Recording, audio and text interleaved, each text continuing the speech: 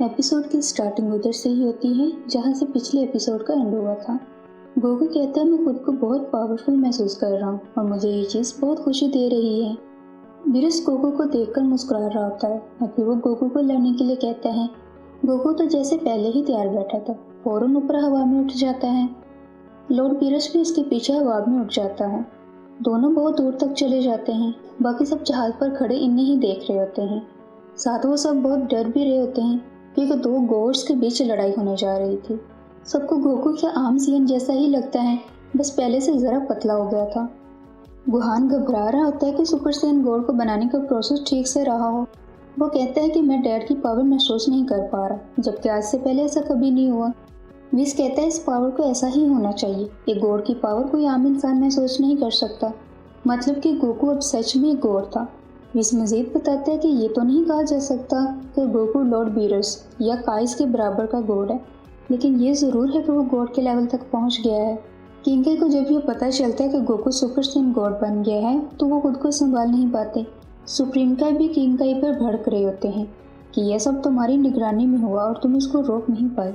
Supreme काई कहते हैं गोकू में जो पावर्स आई हैं वो गोकू को बीरस से लड़ाई करने पर उकसाएंगी और इस सब का नतीजा कितना भयानक हो सकता है इसका तो कोई अंदाजा भी नहीं लगा सकता।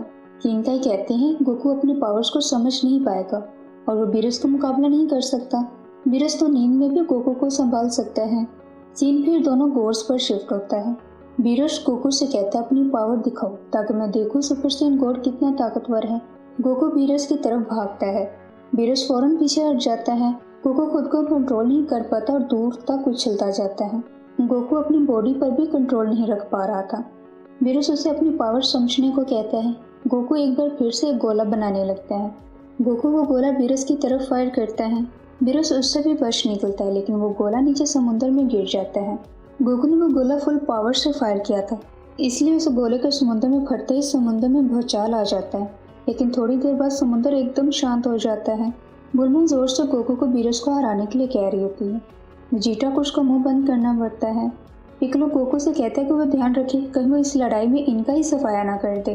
गोकू उसे सॉरी बोलते हैं। गुहान पिकलो से कहता है हमें उस उथल पुथल के लिए तैयार रहना चाहिए क्योंकि डैड इतनी एनर्जी संभाल नहीं पा रहा है। गोकू बीरस से कहता है अगर मैं आपसे जीत गया तो आपको अर्थ से खुशी खुशी जाना होगा।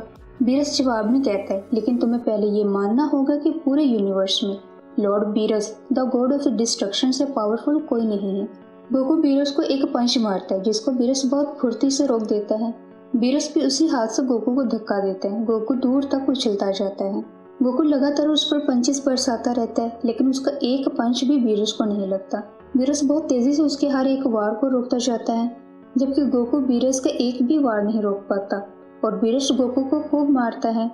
गोकू को समझ नहीं आती कि वो क्या करे। ना तो वो बीरस का कुछ बिगाड़ पा रहा था और ना ही खुद को बीरस के हमलों से बचा रहा था।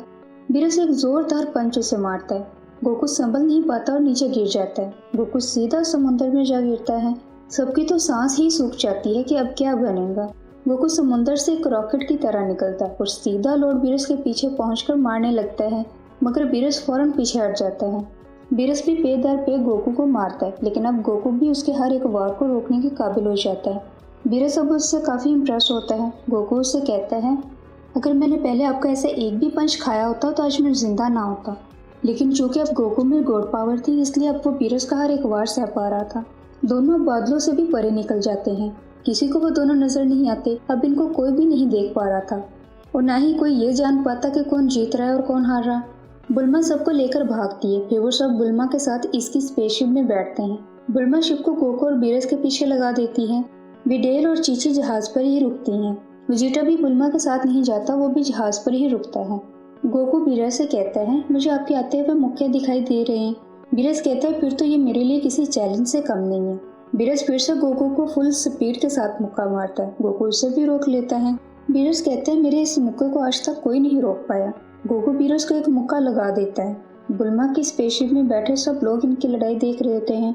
बीरस गोकू को चैलेंज करते हुए एक गोला बनाते हैं और कहते हैं अभी इसको रोक कर दिखाओ। बीरस वो गोला गोकू की तरफ फेंक देता है। गोकू उस गोले को रोकने के लिए जी जान से कोशिश करता है। गोकू के ऐसा करने से हर तरफ लहरें बनने लगती हैं। बुल्मा की शिप भी इन लहरों की जद में आ जाती है। सब शिप समेत लड़खते हुए समुद्र में जा गिरते हैं। गोकू उस गोले को ऊपर दूर आसमान में उछाल देता है। गोला दूर जाकर फट जाता है।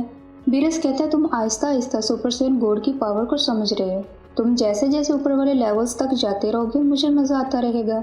गोकू कहता है, मुझे भी मजा आ रहा है। गोकू अपनी पूरी ताकत का इस्तेमाल करने लगता है।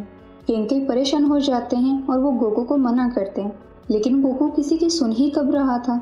गोकू लगातार बीरस पर हमला करते जाता है। गोकू का एक वार बीरस के चेहरे पर जख्म छोड़ जाता है। बीरस गुस्से से गोकू को मारने आता है। गोकू उसे पकड़ लेते और उसके माथे पर उसके ही अंदाज में फ्लिप करता है। बीरस अपनी दुम से उसको मारता है। गोकू खुश होता है कि उसने बीरस से उसके फ्लिप का बदला ले लिया। बीरस जान जाता है कि गोकू कोई आसान हदफ नहीं है, इसलिए अब वो इस लड़ाई के लिए पूरी तरह से सीरियस हो जाता है। अब ये गोकू पर था कि वो अपनी सुपर सैयन गॉड वाली पावर से अर्थ की हिफाजत करे, और दूसरी तरफ लॉर्ड बीरस को अपनी साख बरकरार रखने के लिए गोकू को हर हाल में हराना था। दोनों के दरमियान क्या फैसला आने वाला था, यह हम अगली वीडियो में जान सकेंगे। Thanks for watching.